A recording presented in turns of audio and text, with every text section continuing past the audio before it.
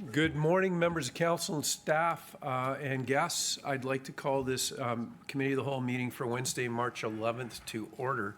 Mr. Clerk, if you could do a roll call, please. Thank you, Mr. Chair. Electronic roll call is starting now.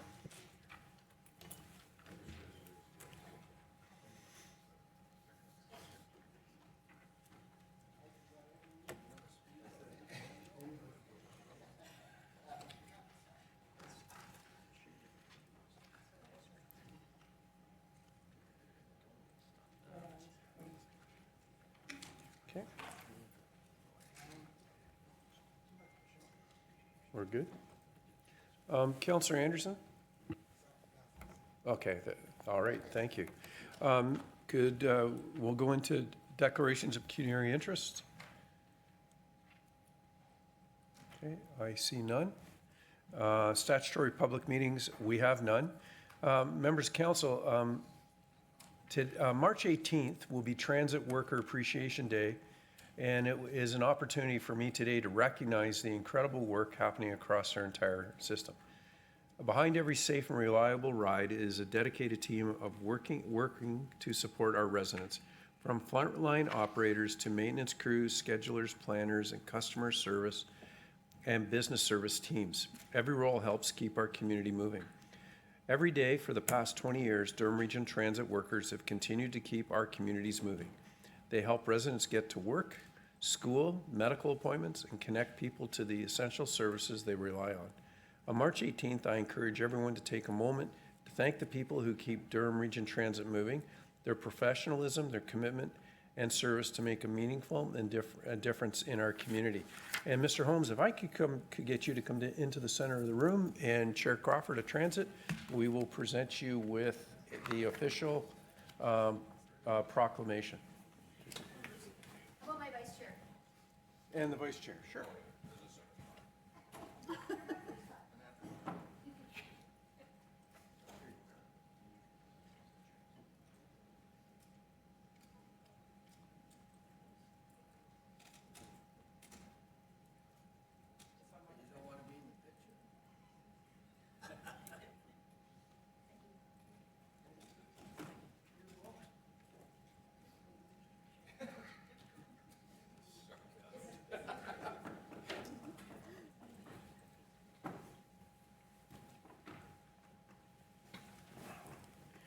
Members of council, we'll move on to presentations. The first one is 4.1, Chris Leach, thank you, sorry. Manager, Transportation and Planning, and Stephanie Maginelli. I hope I got that close. Transportation Planner. If you'd like to come forward, this is on the Durham Region Bicycle Parking Guidelines.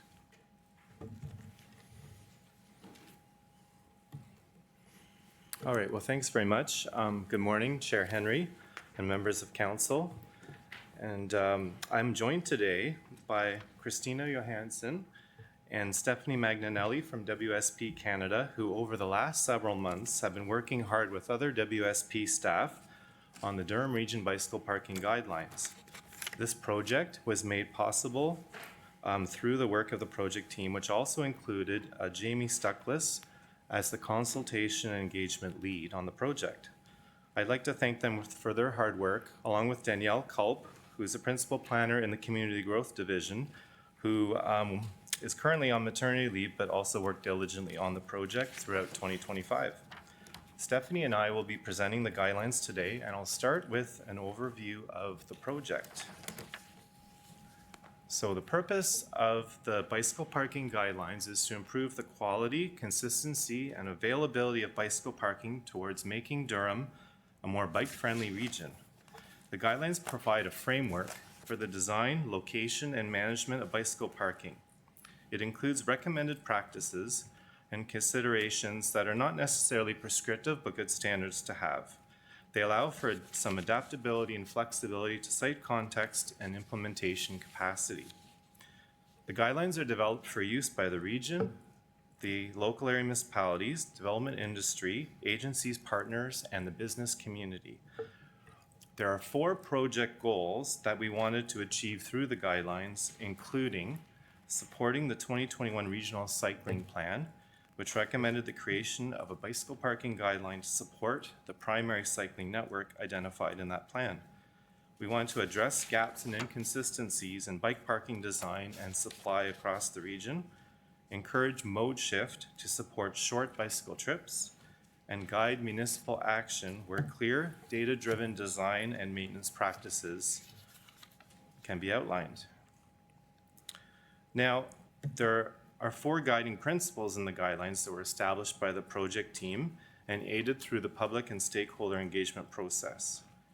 As specific guidelines were being drafted, these principles were the lenses for their development and include making bicycle parking accessible and easy to find, so not blocking pedestrians in front of the buildings or the streetscape.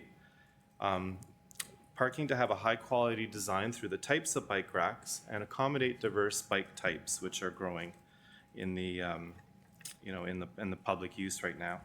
To be convenient, to have bike parking used and located near entrances with weather protection where possible and clear signage, and consisting of secure and durable materials, and to be safe both day and night in visible or access-controlled areas.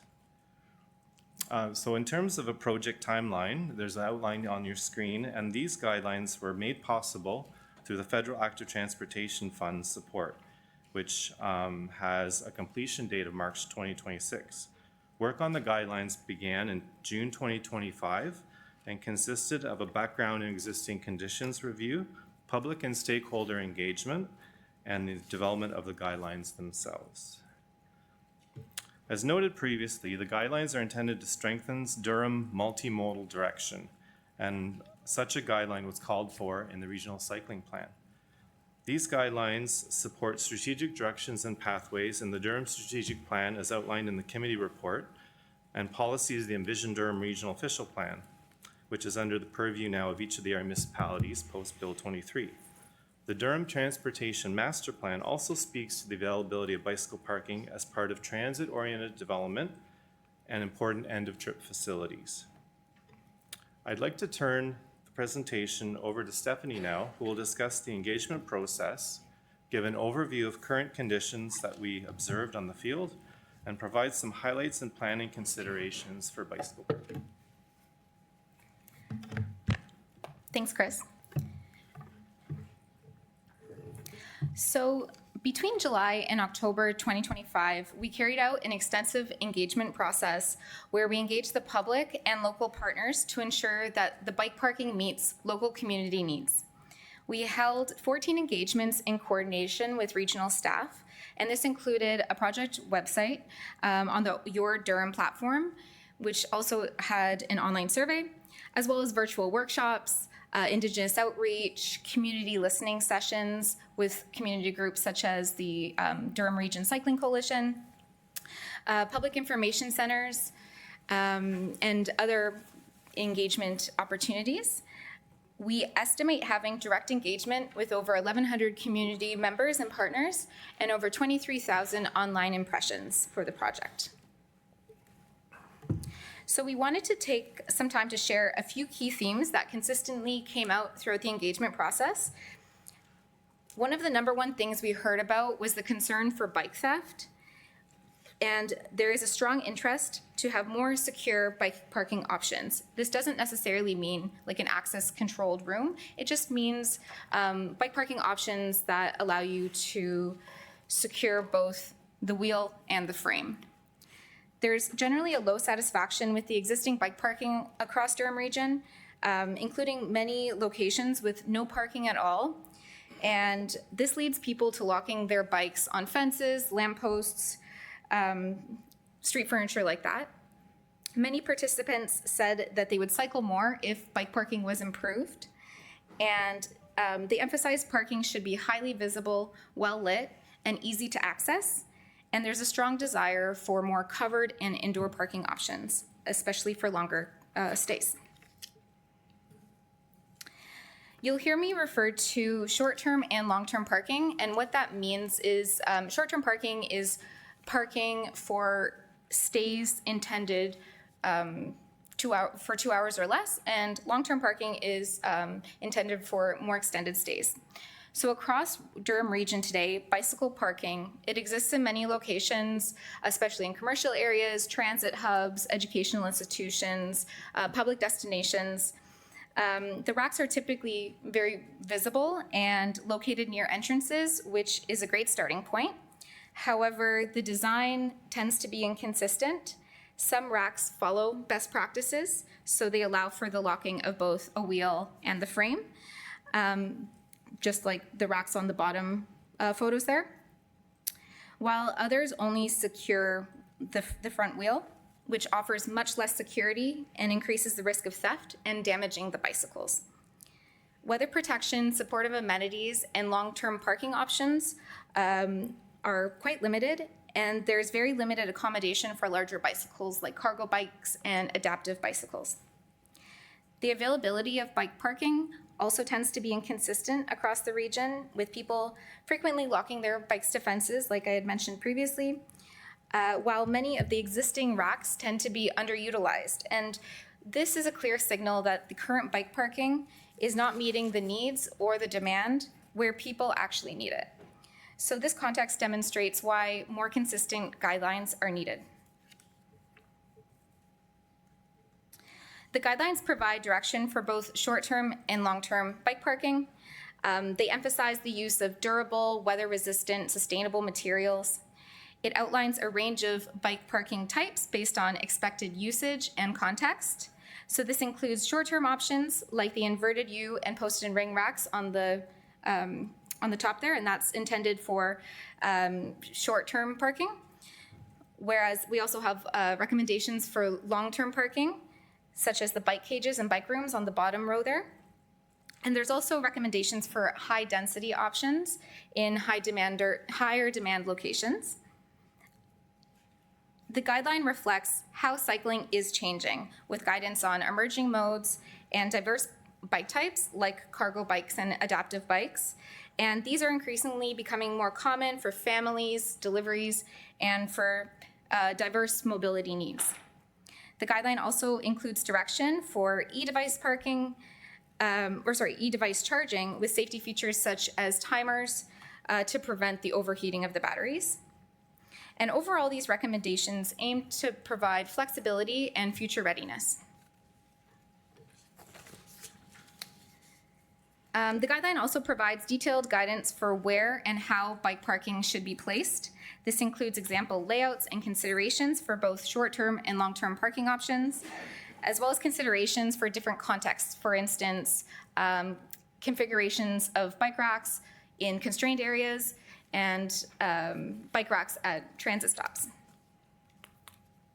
Accessibility is also a key consideration throughout the guide, with clearances specified to support access and to minimize conflicts with pedestrians. It also highlights supplemental elements like wayfinding, lighting, other end-of-trip amenities, repair stations, things like that, which can significantly improve the usability and overall experience. These details help ensure bike parking is not only present, but is actually being used. Beyond the design of bike parking, the guide also includes tools to support the planning and implementation of bike parking. This includes a data-driven prioritization framework that identifies where parking is most needed and where investments will deliver the greatest benefit. It also includes guidance on addressing current and future bike parking needs through recommended supply levels and retrofitting existing buildings. It speaks to the coordination of bicycle parking with the development review and site planning processes, which really emphasize that bike parking should be considered early on rather than just an afterthought. It includes an overview of supportive initiatives to accelerate the adoption of cycling and to enhance the user experience. For example, bike parking pop-ups at different events. And it outlines key performance indicators so that bike parking programs can be monitored and evaluated over time. Okay, I'll send it off to Chris. Okay, thanks, Stephanie. So there's guidance in the guidelines for installation and maintenance for bicycle parking, which includes best practices for anchoring the racks, coordination of installation with capital projects and development applications, as Stephanie mentioned. There's also maintenance considerations, including winter clearing and inspections. The guidelines also clarify roles and responsibilities for the region, local area municipalities, and other parties for bike parking installation and maintenance. Mirroring, but also documenting current practices. And these are as follows. So the regional role is focused on regional facilities such as our buildings, regional road rights-of-way for planning and design where applicable, and DRT bus terminals, and overall coordination and stops, and overall coordination such as maintaining an inventory of public bike parking racks. The area municipalities install and maintain bicycle parking on their rights-of-way, on regional rights-of-way except for DRT bus stops, and other facilities such as community centers, libraries, and arenas. Also recognized are other installers of bicycle parking, including partner agencies and institutions, so Metrolinx for GO stations, for example, the universities, Durham College, and conservation authorities in their conservation areas, and private developers and property owners who install and maintain their own bike parking. So there's guidance for costing and funding, including cost estimates for various types of bicycle parking facilities, as well as operational costs for reference. There's also several recent funding sources and tools noted in terms of more senior levels of government, and the importance of maintaining a centralized inventory of funding opportunities, which the region does, but with the opportunity to partner with area municipalities or agencies when there's an opportunity and where feasible. There are also recommendations to integrate bike parking into capital and operational budgets, again, just as part of a building and infrastructure project cost, including maintenance and life cycle / replacement costs. So in summary, the Durham Region Bicycle Parking Guidelines provide a clear framework and foundation to support the provision of bicycle parking in Durham Region, with a goal of making it convenient, equitable, and attractive for riders to use. The guidelines are a toolbox for the region, local area municipalities, other agencies in the development industry as a common reference point. They support the use of the primary cycling network in the regional cycling plan, along with other local connections, by increasing comfort and convenience at the start and end point of one's journey and their day-to-day activities. The guidelines also consider a prioritization framework for new bicycle parking, including indicators based on spatial and socio-demographic indicators, and monitoring of where existing bike parking facilities are located and installed. So that concludes our presentation, Mr. Chair, and we're happy to respond to any questions you may have, the committee have, on the report or the guidelines. Thank you. Okay, thank you. We have a number of questions. First is Councillor Kerr. Thank you, Chair, and through you, thank you, Chris and Stephanie. Interesting presentation. The GO Extension East will have 4 stations, 2 in Clarington and 2 in Oshawa. The 2 in Oshawa will be at the terminus of Thornton Road and also First Avenue. Each of those will have an MUP arriving at it, or the Michael Star Trail, which is basically an MUP. So my question to you is, how do you foresee the type of bicycle parking as well as e-scooter and e-bikes that would be utilized at each of the Thornton Road and especially the First Avenue? Would you see it on the north side of the tracks and then only a pedestrian bridge? Or would you see a pedestrian AT bridge and have a parking facility for active transportation within the station?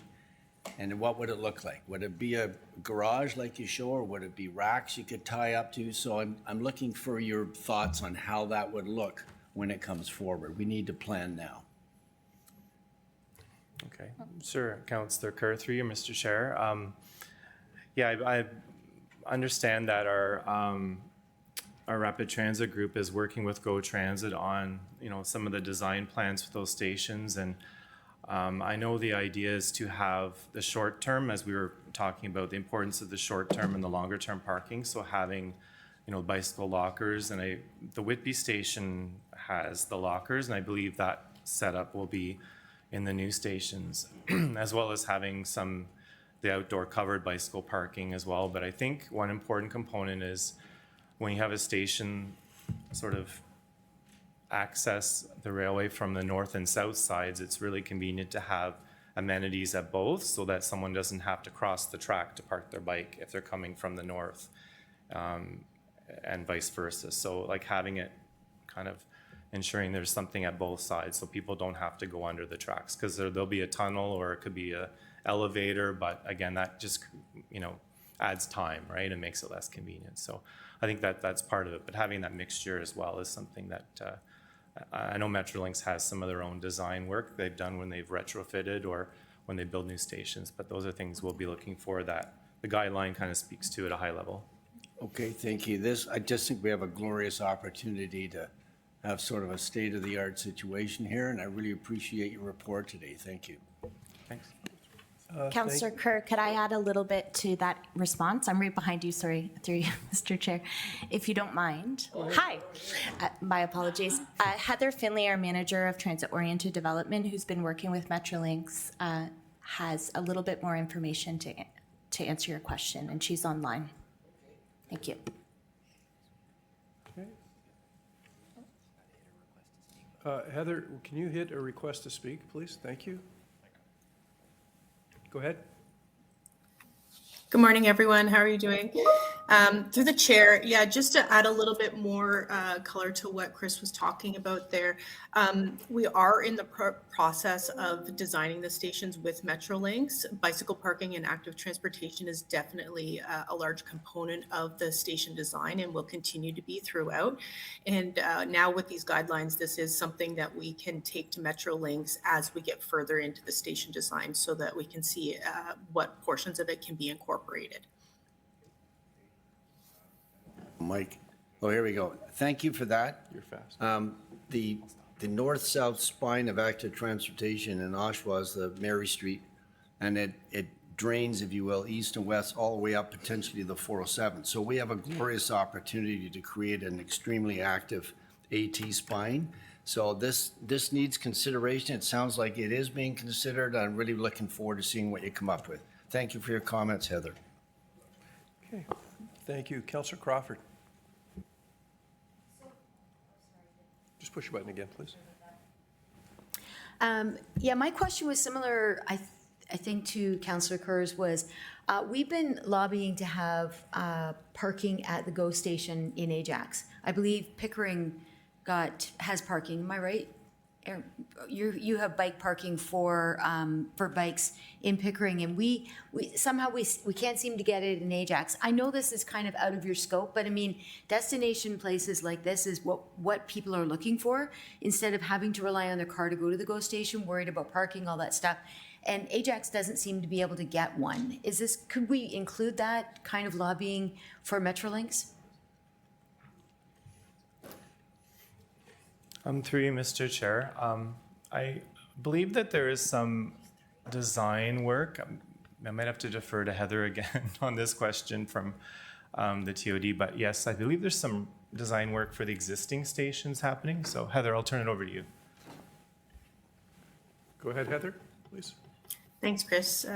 Through the chair, there is some existing design work that is going on. However, I am the secretariat for Durham Region to take any issues or concerns forward to Metrolinx. So, Councillor Crawford, I'm happy to take that through the secretariat and see what information I can find for you and see if there's anything that is forthcoming at the Ajax station. Excellent. Thank you very much. I'd appreciate that. Okay. Councillor Pengale. Thank you very much, and through you. Thanks so much for this report. As an avid cyclist, I'm extremely happy to see this development. And I think it's really great to make sure that bikes are being able to park close to the entrance of buildings. It serves both as a reminder to everyone going in and out of the building the opportunity to use a bicycle, and it rewards the cyclist for riding there and then having a quick walk inside and being able to see their bike outside as they walk past the door. So that's a really good emphasis. We are promoting bike tourism in North Durham, and so it's really nice to see this as well and to see bicycle racks at transit, both for us to get through the region and have a safe place to put a bike. In the country, where you'd see a Durham transit stop, there's not a place to park. It would be really good to see bike racks there. And my question is, you did mention pop-ups, but how can we get our commercial partners, restaurants, stores, et cetera, to come along with this and offer parking? Because in many cases, there are parking lots, there are curbs, there's not even a lamp post or a fence to connect to. You just have to lean your bike up against a building, and one of the cyclists has to stay outside while the other one goes in. That's where we're at right now. So how can we get them to come along with us? Okay, sure. In the guidelines, we do speak to partnerships with businesses, and I think that that's like a very key component of this. Because like you said, it would be great if we could have a lot more parking in parking lots or in front of businesses. I believe that there are already some partnerships or some bike racks that businesses have put out. So there's different things that the guideline goes over, but this is a key action of the guidelines is to start making more of those connections, whether it is through incentives to the businesses or we had mentioned bulk purchasing of racks, so perhaps working with businesses, if the region or municipality purchases in bulk, perhaps we can, there could be some coordination with providing bike racks, but I'm not sure if you wanted to add more. Yeah, sure. Thanks, Stephanie. Yeah, and one of our engagement sessions was with our Smart Commute business members and the Ontario by Bike businesses, the bike-friendly businesses. So they just wanted to learn more about the guidelines, and we do engage with the Ontario by Bike people. They're actually presenting tomorrow at our Active Transportation Committee. So just keeping that, learning about the tourism and what they need and how this can help them. We feel it's important for the tourism side of things to support that. Thank you. And when you talked about this becoming part of site plans, I thought, maybe eventually we'll see that all site plans for every type of institution will include bicycle parking. Yeah, that's the goal. And there's a range of different types of guidelines amongst the different area municipalities. And the idea was some have more than others and some are more prescriptive than others. So, the idea is to have like a common reference point that, anywhere in Durham can use to say, how much bike parking should I put in, or, and really to help, and what should it look like and what types should I put in? So, yeah. Thanks very much. Okay, welcome. Councillor Neal? Yeah, thanks, Mr. Chair. And you may know or you may not know this question, but it's all going to be Canadian made, I imagine, the steel and everything, whatever is going to be purchased. That's a good question. I think that there are a lot of Canadian manufacturers out there for the equipment, but we didn't put a Buy Canada in the guideline necessarily, but I believe there are a lot of domestic suppliers. I don't know, Stephanie, if you know more about the supplier side. I don't know too much more about the supplier side. There definitely are Canadian companies that make these racks. But in the guidelines, we do also specify in the materials section that it should be sustainable. And part of sustainability is keeping it more local, not shipping things from across seas. So that's a really good point. It would be best to find local producers. Oh, for sure. Yeah. Thank you. Okay, that exhausts all the questions. Councillor Chapman? Thank you, Mr. Chair. I'd like to have move to have the agenda altered to bring 7.2, the Cow 11 forward, and Councillor Pickles as the vice chairs second that. Thank you. Okay, so the motion is to alter the agenda to bring item 7.2 forward. Mr. Clerk, I'm going to call the vote. Oh, all those in favor? In opposition? None, that carries. Councillor Chapman? I'll move the report. Move the report, same seconder. So members of council report 2026 Cal 11 is now on the floor. Mayor Foster. Thank you, Mr. Chair. Through you to staff, I'm curious as to how how this report is going to be shared. We have the open data, so a lot of this report, and it's fulsome at 140 pages for cycling parking, is larger than many that we see. But many of the things in this report, I would think, can be transferred to different municipalities. So I understand that the federal government supplied a significant amount of the funding for this, but where possible, I would think would make sense that this could be, I'm sorry, I can't help myself, Mr. Chair, it could be recycled. That was very good. Chris, did you want to comment on that, how you're going to share the report? Sure. So we do have, I mean, as you saw, there's the link to your agenda, right, that you use to refer to the report. We have it posted kind of as a coming soon on our transportation planning page on the regional website. You know, if there is a desire for us to, you know, prepare some like printed copies as well, and to send, you know, circulate the actual PDFs so municipal staff can download, I think we'd be happy to do that. Thank you. And I think the point is for other regions that are looking at this, there are many pieces that they can pick up in this, how we might make sure that it's available for others, because things like maintenance and design, you know, that's going to be consistent advice, I would think, across many municipalities. But thank you, Mr. Chair, thank you. Thank you. Yeah, so we'll take that suggestion as direction, and we'll include the local municipalities. May I also suggest we include the BIAs, the Chamber of Commerce, and the Boards of Trade, just electronically. Councillor Shahid. Good morning. Thank you so much, Chair. Great presentation. I'm so proud of the hard work. I really appreciate it. A couple of things, and I think Mayor Foster has already raised the fact that if it could be shared with the municipalities. Here in town of Whitby, we have our active transportation committee. If that could be shared to the committees in municipalities as well, it would be great.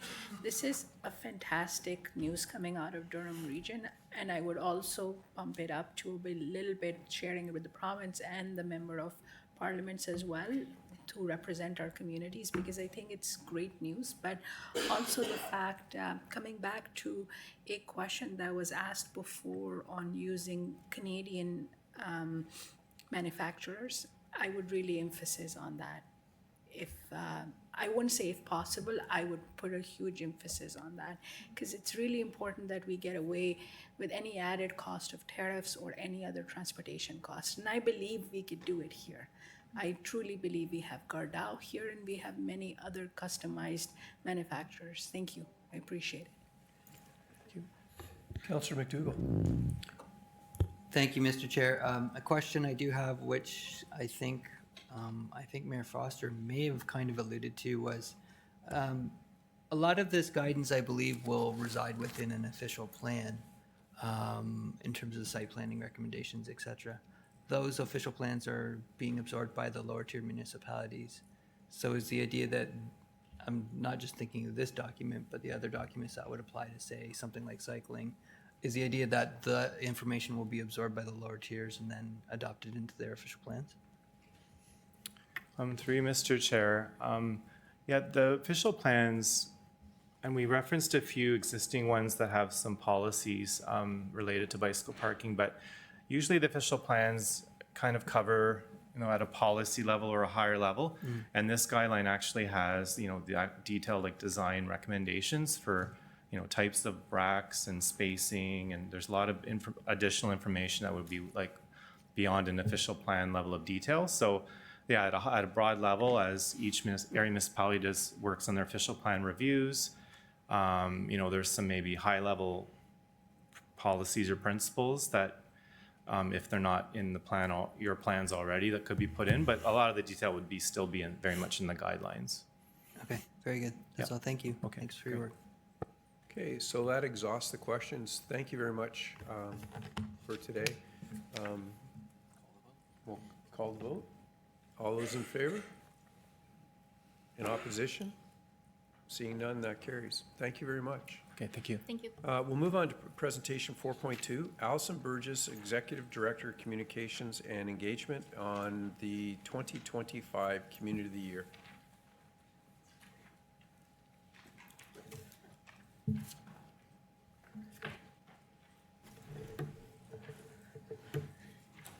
Okay, good morning, Chair Henry and members of Regional Council. I'm pleased to be here today to share information about Durham's win as the Intelligent Community of the Year in 2025.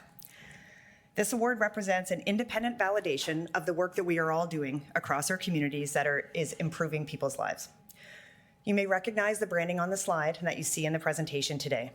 Pulling from the strength of the Invest Durham brand as a symbol of regional collaboration, we worked closely with Commissioner Austin and Simon Gill to ensure this work is aligned with our investment attraction initiatives. This branding helps us tell a unified story, one that our economic development teams, all of them, can use to further validate Durham's strengths and show investors why our community stands out on the global stage. I have the privilege of standing in front of you today and sharing this great news, but this work isn't done by me or by the region alone. It was done by staff across all of your different organizations as well as from the community. The recognition reflects the collective efforts of our partners across the Intelligent Community Consortium. And this is a group that meets regularly throughout the year to discuss what's going on in our communities related to the Intelligent Community Framework. Together, this team has built a vibrant, innovative, and connective community, one that demonstrates what's possible when municipalities, post-secondary institutions, industry, public agencies, and community organizations work side by side to help us each achieve each other's goals. I'd be remiss, although they don't sit at the table, if I didn't mention the boards and chambers as well as OPG, who were very key partners to our site visit from Intelligent Community earlier in the year. So all of us working together is really why the team has supported the use of the tagline, "A winning community built together." So how did we get here? I've told a little bit of the story again, but if you'll indulge me, I'll just touch on the high points. This really began in 2018. At that time, the federal government had announced the Smart Cities Challenge or Smart Communities Challenge, and communities all over the country, I think, were coming together to say, how do we build a better community for our residents and businesses? And so there was an event, there was 300 people, it was a Saturday. I always mention that because I was so impressed with the turnout that happened today and how much engagement there was from the community to talk about how Durham Region could become a smart community. Following that, we did a little bit of research. We took the feedback from the community that day, did research, and we came across an organization called the Intelligent Community Forum. Pardon me. The Intelligent Community Forum. They're really a think tank.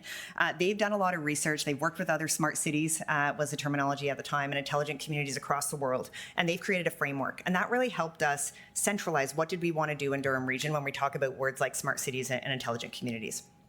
In addition to working with them with respect to their framework, they also have an awards process. And we thought, you know what, as we went through this framework, so many of the things that they say are important for communities, we're actually already doing here. And so why don't we apply for their awards and see what happens? And in the very first year, Durham Region was recognized in the top 21. So they take their hundreds of applications from across the globe and they narrow that down to a pool of 21. And that was fantastic. That happened in 2021. What they do as their next step is they take that pool of 2021, they ask for more information, more of an anecdote of what's actually happening in your communities, and they narrow that 21 down to 7. And so Durham Region was named in the top 7 intelligent communities of the year in 22, 23, and in 2024. After you're named in the top 7, they come and do a site visit. They want to make sure that you're actually walking the talk. Sure, you've told a great story, but we want to meet people in your community and make sure that this is truly what's happening here. And as a result of that site visit in 2025, Durham Region was named the Global Intelligent Community of the Year. I also am very excited, and thank you. One of the questions we get is why? Why Durham, and why did we win? And so the Intelligent Community Forum has a set of metrics that in their assessment make cities and towns across the globe strong economically and socially. And there's really 6 factors: connectivity, knowledge work, innovation, sustainability, digital inclusion, and community engagement. And so there are different examples of how each individual place demonstrates their commitment to these 6 factors. But I'll give you a few examples of what we included in our application and what that story is that we've been telling. Around connectivity, Durham's very lucky. We have a lot of commercial ISPs or internet service providers that provide a competitive market in our urban areas. But what stands out to the ICF is our commitment here as a council in supporting the underserved areas through the establishment of Durham OneNet. Around knowledge work, we score very high. Durham is lucky to have 3 core post-secondary institutions, and at each of them, experiential learning is a core part of the programming. And so whether it's a specialized nuclear engineering program at Ontario Tech that directly supports OPG's hiring needs, or a strategic partnership between Durham College students and the local boards of trade, or co-op students from Trent University that work at local nonprofits.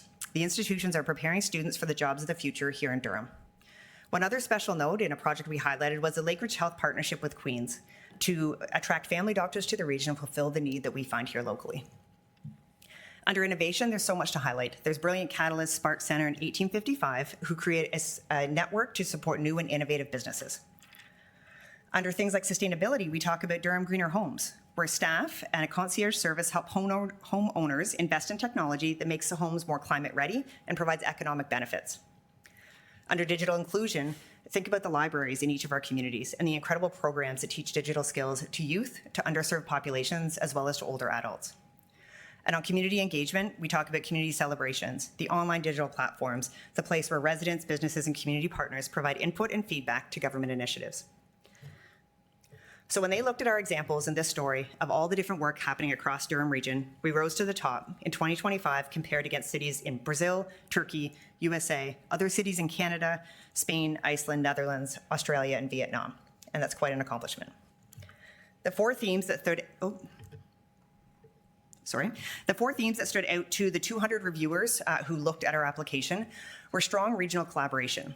They noted that regional collaboration is hard. We all have different plans, we all have different goals, and in Durham, we actually are working together to help each other achieve our goals. So the integration between key organizations across our communities, especially the post-secondary and municipal governments, was something that they highlighted.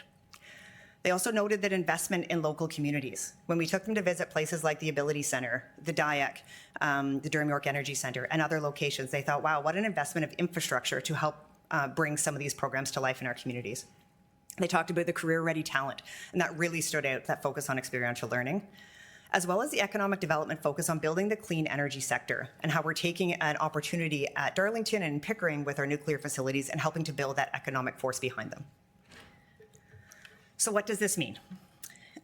We think that this award elevates Durham's global profile as a leader. It leads to stronger attraction of investment, talent, and partnerships. It increases local awareness and pride in our regional initiatives, and it reinforces Durham's future-ready identity through long-term planning and collaboration. Locally, I think there's an opportunity to increase awareness of regional initiatives, strengthen positive perceptions within our community, and reinforce Durham's identity as connected, collaborative, and future-ready. Internationally, it elevates Durham's reputation as a benchmark for intelligent communities, supporting investment attraction, talent recruitment, and global partnerships. So soon after the award was announced, we launched a campaign called Proud to Call Durham Home. And it featured local residents and businesses, people with a story to tell. And this campaign has exceeded our expectations. It highlighted the people, projects, and partnerships reflected in these 6 factors from the Intelligent Community Strategy and reinforced what makes Durham truly intelligent. Across all channels, the campaign successfully reached the audience, delivering strong message visibility and generated awareness. We also created an updated video showcasing Durham region, and I'm excited to show it for the first time for you today.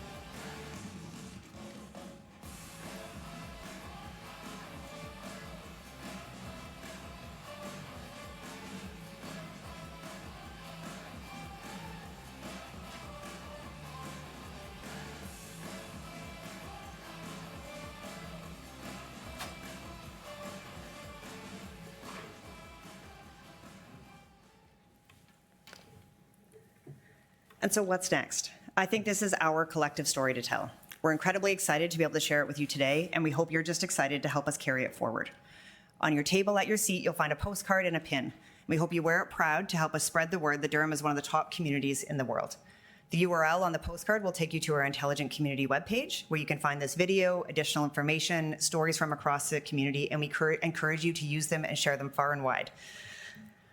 If you have a story that you'd like us to tell, we'd be thrilled to help share it, and so please reach out to me. This recognition belongs to all of us in the community, and we're eager to continue building on the moments of pride together. So celebrate it, share it, and help us spread the word. And thank you very much. Thank you. Questions? Mayor Foster. Thank you, Allison. Thank you for this. So, full disclosure, I read the report because your presentation came after the report, and I was trying to figure out where the heck these 14 stories are. I wonder if so. I did a web search, on the topic, and came to an announcement from June of 25. I wonder if we might do some search optimization on the web to get these amazing stories out. And I was just so happy when I did the QR code. So that would be a suggestion, that maybe you look at that, unless it's already up there. But Mr. Chair, a job well done. Thank you. Thank you. Okay, thank you. Any other questions? Seeing none, awesome job. Thank you.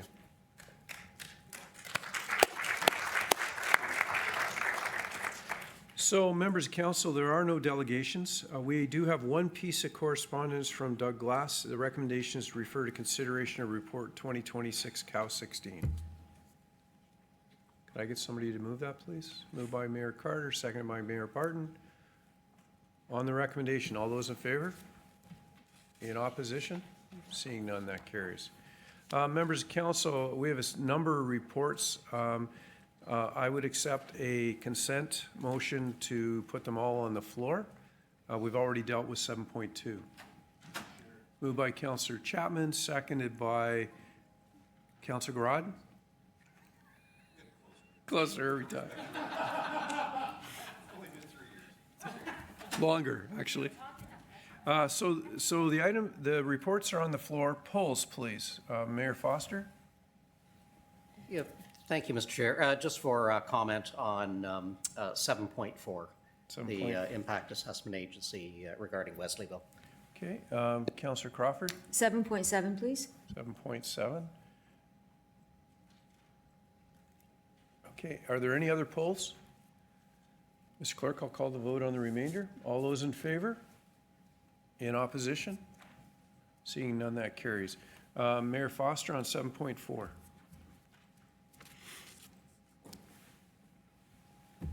So, Mr. Chair, I'll move that as written and just provide some comments. Okay, well, it's already been moved. Oh, sorry. Yep, I'm dropping to Clarington rules here.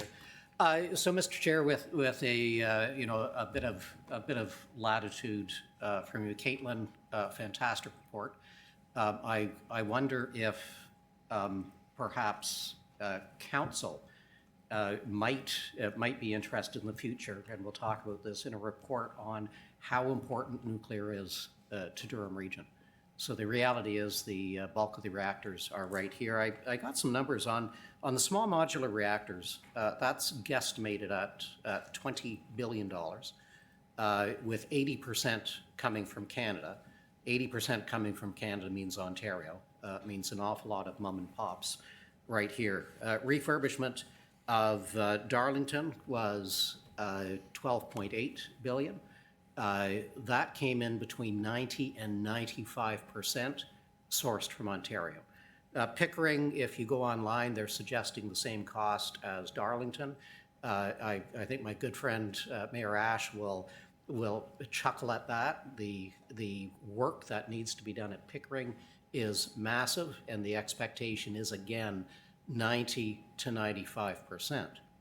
The Wesleyville project, which is described here, is for up to 10 reactors. It is a huge, huge project. The nuclear industry right now, a good share of that is in Durham. So the concerns that are brought up with the IAC, our capacity, the stress on Durham Region, a perhaps lack of vision as to where Durham is, or for that matter, Clarington. I think at one point we were described as being 34 kilometers away. Not so if you look at a map on that. And I'm going to go back several years, and Caitlin, thank you for this, where the nuclear file was not high on the region's agenda. So I recall not that long ago on an ECDEV strategy that nuclear wasn't even mentioned. So we are talking multiple billions of dollars, thousands of jobs. Durham is the clean energy capital, if not the world, of Canada, Mr. Chair, as you point out. But I want to thank the region for the collaboration, a job well done, and emphasize how important it is that we are at the table and we are recognized, because we are not always as recognized as I believe we should. And thank you for the latitude, sir. You're welcome. Councillor Pengale. Yes, thank you very much, and through you, Chair. I thought this was, and I said it earlier to Caitlin, an incredibly thoughtful and thorough report, and I'm very grateful. This is the first time that some of us have heard of the Wesleyville proposition, and it's really essential that Durham Region is part of and considered in the impact assessment area right now from the beginning, because we are. And I thought it's probably time to reiterate the policy on cooling towers and the stigma and the socioeconomic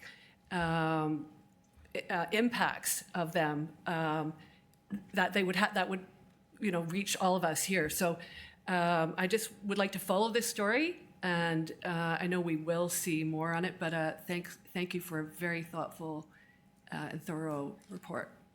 Okay, thank you. Are there any other questions?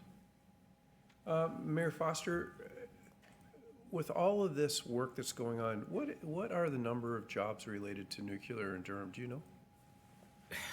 know? I don't. I can tell you across Canada, and again, this is largely Ontario, somewhere between 80,000 and 90,000 jobs, with significant expansion. And I think I've said it before, and I really hope I don't want to bore anyone. The domestic appetite for provinces beyond Ontario is massive. I don't know how we are going to satisfy the skilled trades that are needed to do this. If we look at the proposals just in Ontario, significant. Saskatchewan, Alberta as well. And again, this supports Ontario industry, Ontario business, of course. Some of the supply chain is going to have to move out there. And I think a number of you know the number of foreign delegations that are going through Darlington, looking at the small modular reactors that have signed MOUs. And it's important because you will hear criticism that this is, American IP. Well, sort of, kind of, some of it, but 80-85% of the pieces are coming here. We are tooling up. As the world looks to build these things, guess where they're looking to? It's Durham Region for all of this. The numbers we had on the refurb for refurb, not operation, was 2,000 in Darlington. So you've got to figure you had 2,000 folks at the plant working, 2,000 doing the refurb. I believe the number for the build, I may have this wrong, was around 1,200 right now on the first SMR.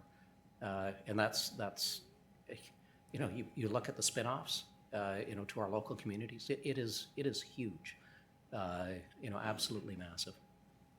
I'm sorry, No, that's okay. Don't encourage me. Caitlin, not to catch you off guard, would it be possible for you to work with our economic development team to put numbers of jobs and indirect jobs for not only nuclear but the supply chain that are based in Durham Region in a future report?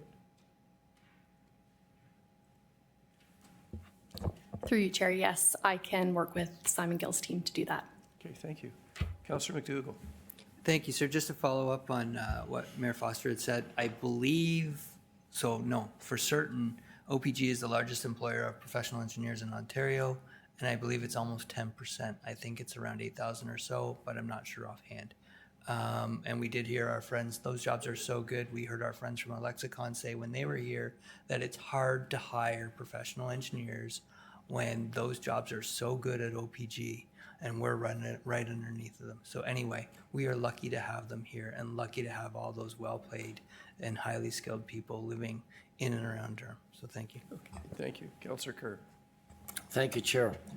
Very short preamble. Back about 20 years ago, the province, in a big way, got into renewables with large subsidies for wind and solar.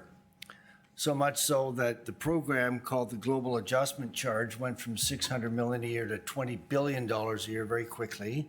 So my question through you to staff would be, as those contracts come up, will the expansion in and refurbishment in the nuclear sector obviate some of those such that we can reduce that $20 billion subsidy on renewables and replace it with an equally clean nuclear energy? So I'm going to go to Caitlin.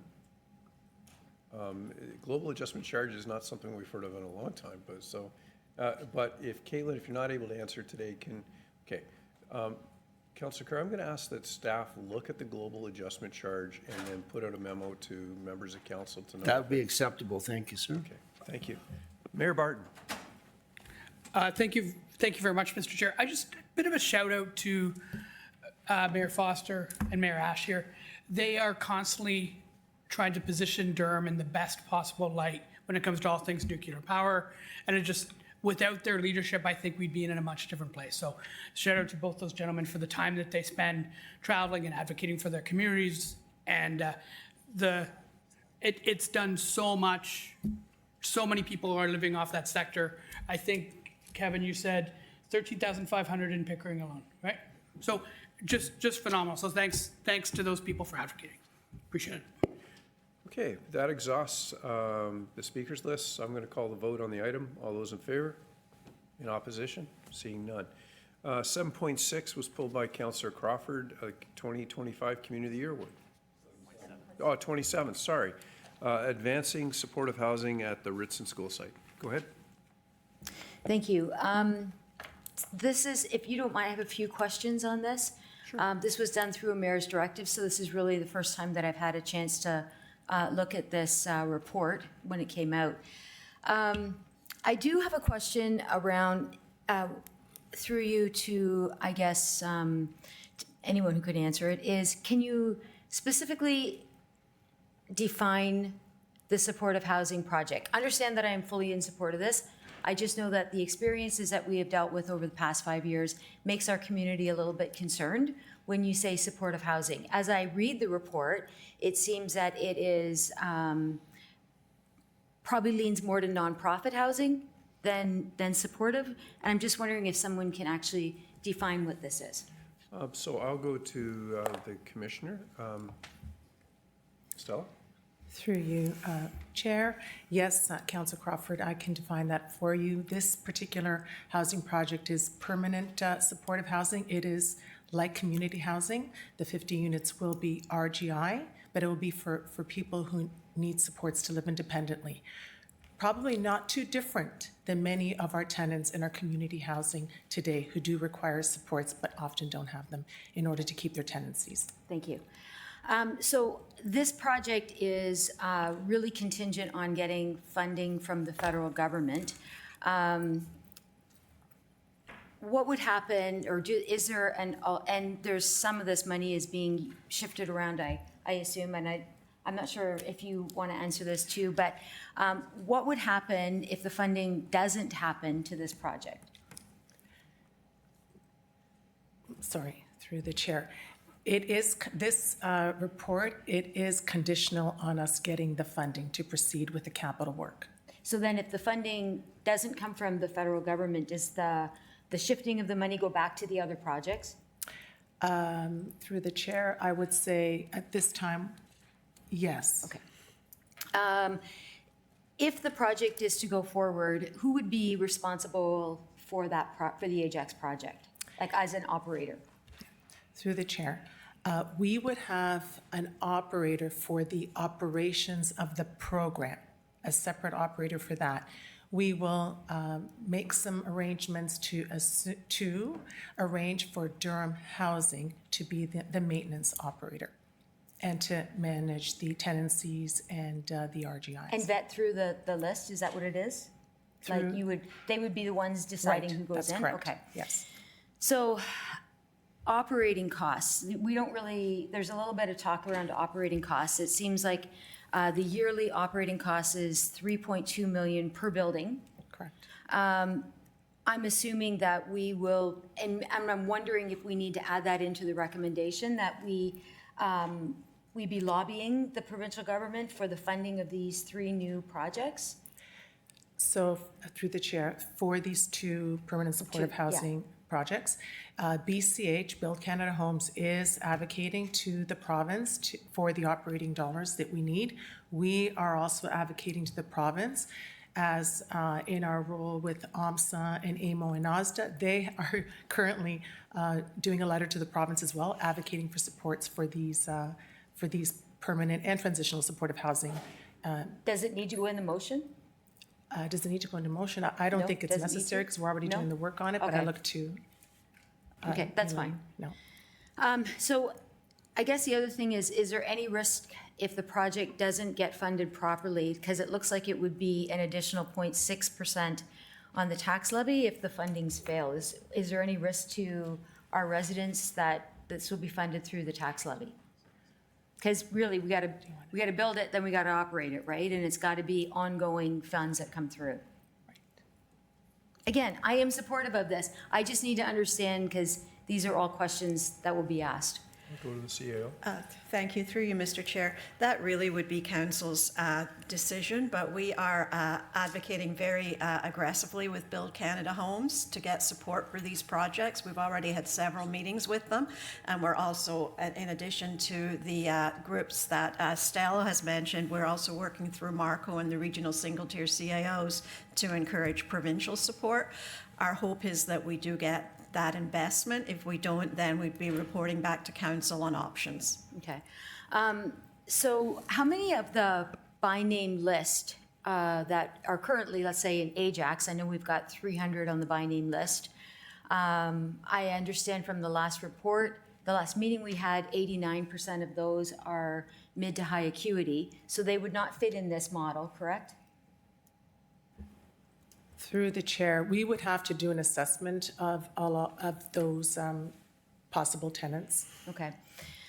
And how many of these, maybe this is jumping the gun, I'm just curious, how many of these units would be accessible? Because our DASH applications are getting bigger and bigger for that. I'm going to pass it over to Gary Mueller. Thank you so much. Thank you. And through the chair, approximately 30%, but we'll be seeking to achieve higher levels of accessibility. Okay, thank you. Okay, thank you. I think that's all my questions for now. Appreciate it. Mayor Foster. Thank you, Mr. Chair. So it's a variation on a theme, and Councillor, my questions are pretty much exactly along yours. I think it is important that while the report notes, great need in Oshawa and Ajax, that these, if built, these units are available beyond Durham-wide. We can't say no, but that list is so exceptionally long. So Stella, if you don't mind, we've got a $64,000 cost per unit. That's an operating cost. Is that inclusive of our portion of the cost of capital? Sorry, through the chair. I'm just looking to my colleagues. It's all inclusive. Okay. No, it's still, sorry, I apologize. No, I take that back. Through the chair. That is just operating. That is to maintain the building and to pay the operator to operate the programming. Okay, so the annual cost per year, and we would anticipate that we would have to pony up some capital as well, correct? Yes.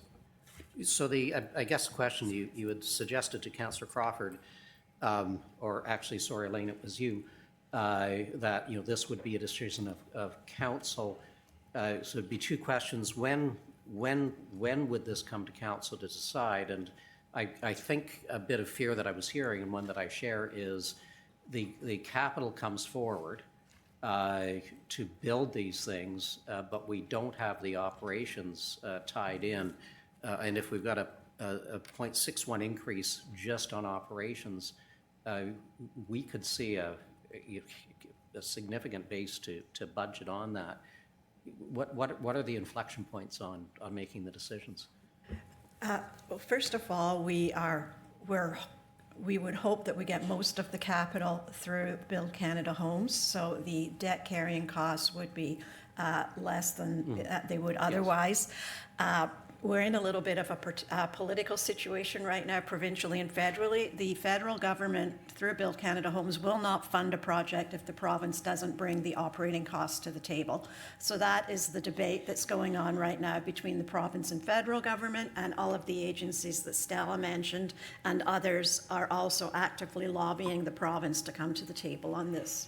Okay, let's hope they work it out. So I'm going to repeat what was said. We desperately need this. You know, I am hugely supportive of this. If you look at the wait list, which keeps getting longer and longer. So yes, we need to do it. But you know, I wonder if we don't need to articulate time and time and time again. You know, Ontario and the cost of social services on residential taxpayers, well, not just residential, on taxpayers. Is unique here, and it is significant and very tangible, and we get nailed with it. Yes, and all I'll add to that, Mayor Foster, is that the core service review will look at just that, the proportion that we're investing in social services and other services that is beyond the traditional cost-sharing ratio set by the province. So we will have more data on that by the end of the year that we are hoping to use to, again, reiterate the need for an alternative funding strategy with the province. So AMO had come up years ago with a number that suggested what the average Ontarian pays on property taxes versus different provinces by virtue of us having a carriage of those costs. Are you going to be able to come up with a similar number where we can say to residents of Durham Region, if you lived in a different province, you might see, and I know that, you know, there are all kinds of variables, but without Durham Region carrying these costs, you would save X number of dollars a year in taxes. Will the core services review bring us to a number similar to that? I am not sure that we'll get to a number like that, but I think we'll have enough data where we could calculate that. I would suggest it would be a wonderful thing for us to explain to our residents. Mr. Chair, thank you.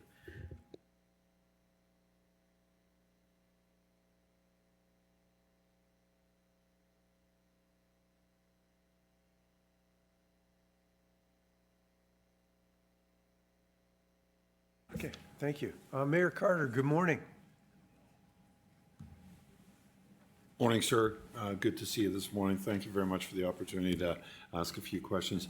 I think Mayor Foster and also Councillor Crawford brought up some good points in regards to these initiatives, saying we're going to build 1,000 or 2,000 units. The annual operating cost, I think, is something that has to be considered first and foremost in regards to these initiatives. My question being is, when I do the fast math in regards to these, I'm just wondering, is this including the original cost of the property that you've included into the per square foot?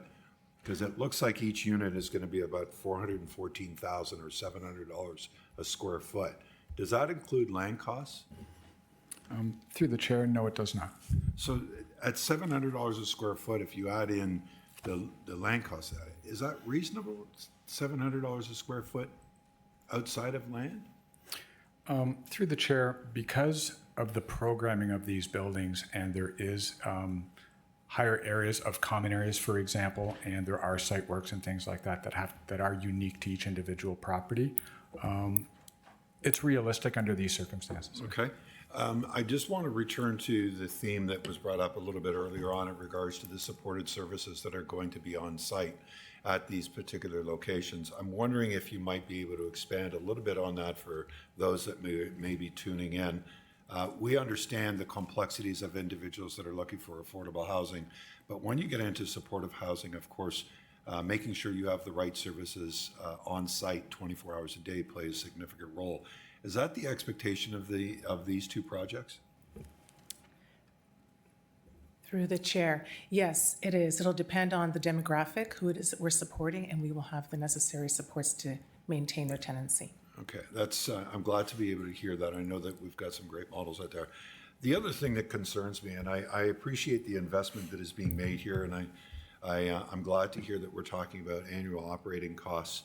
And those that haven't had the delight of sitting down with Nicole, you should, because you'll find out about finances in the next 5 years, which is going to be a huge challenge.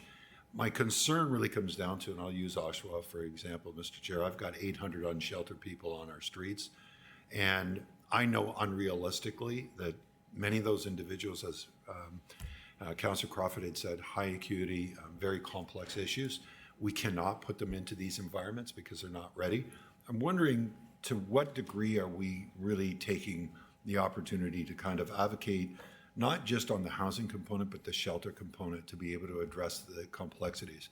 I had a meeting yesterday with an agency and expressed once again the devastating effect that our city has faced based upon the complexities of these individuals. Unless we get these individuals into some type of proper care, we're going to lose our city. We're going to lose our city. We're close to losing our downtown. Very close. 60% vacancy rate.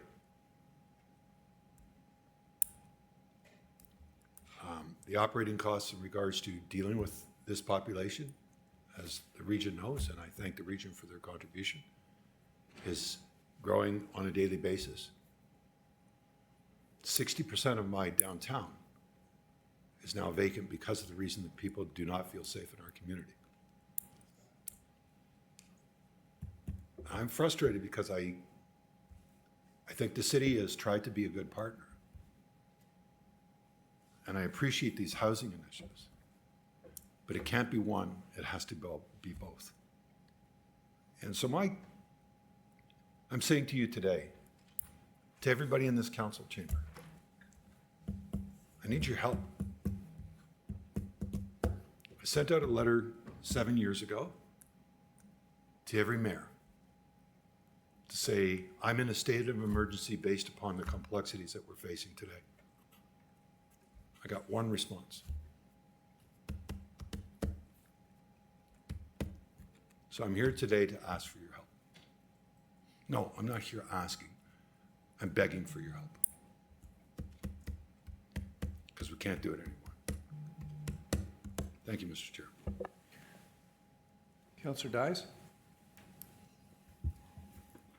Thank you.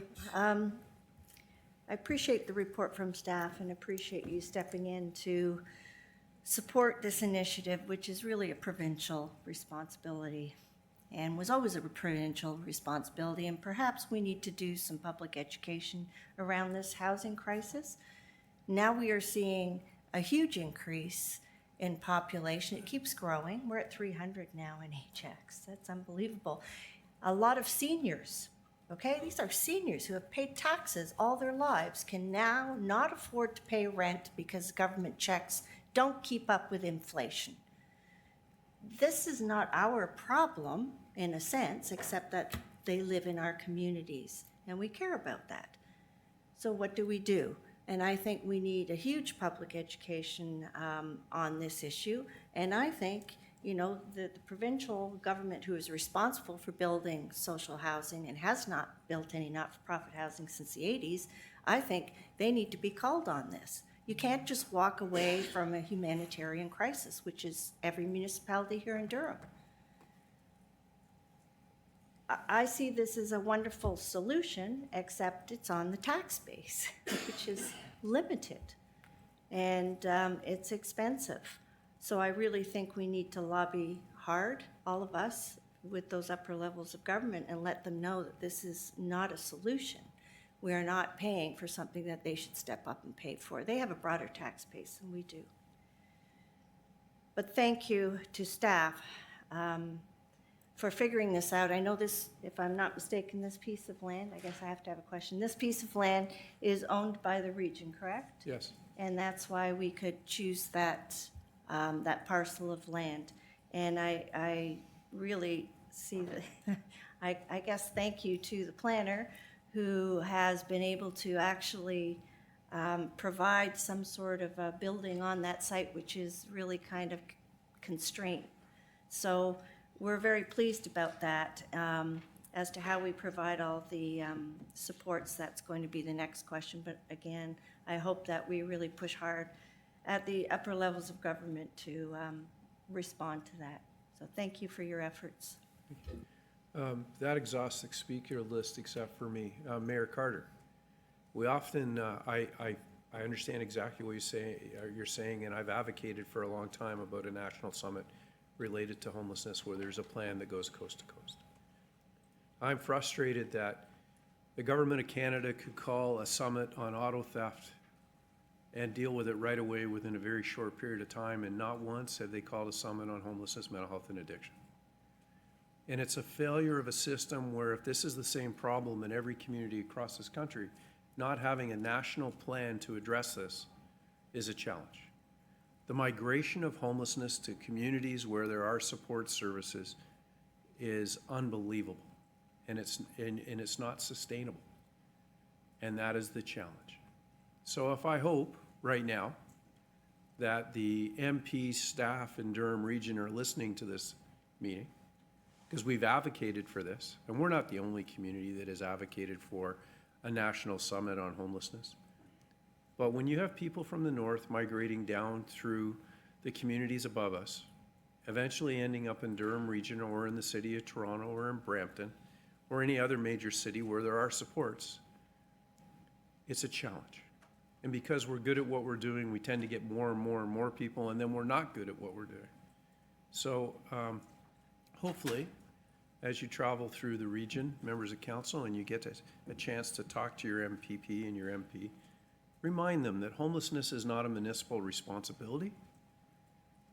Addiction and mental health are not municipal property tax solutions, and that they need to understand how important this is. And it will bankrupt communities across this country because we're not able to pay for this off the tax base. Mayor Foster, artificial intelligence is a wonderful thing. There's almost $3,000 difference on a home at the high end between Halifax and Durham Region based on property taxes.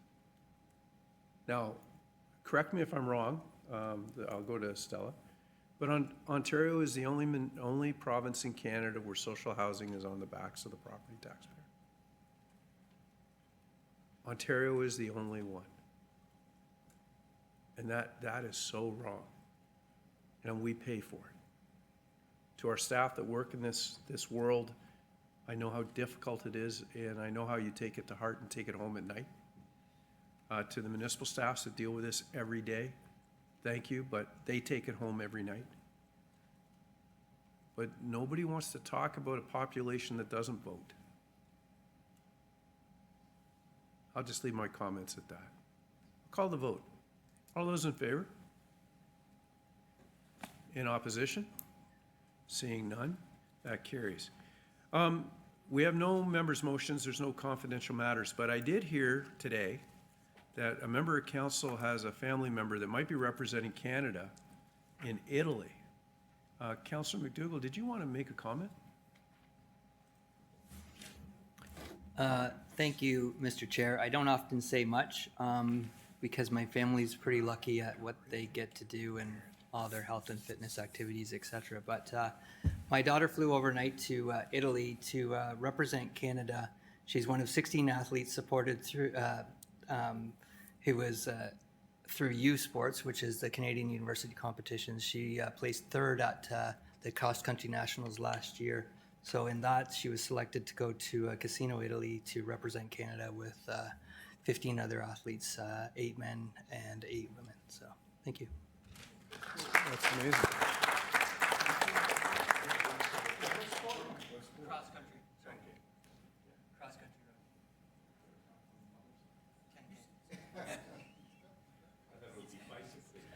Okay, so I'm going to go to Counselor Garrett.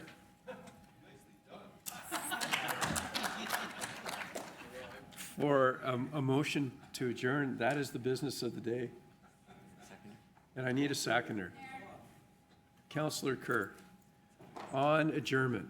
All those in favor? In opposition? Seeing none, that carries. Thank you very much, members of council and staff.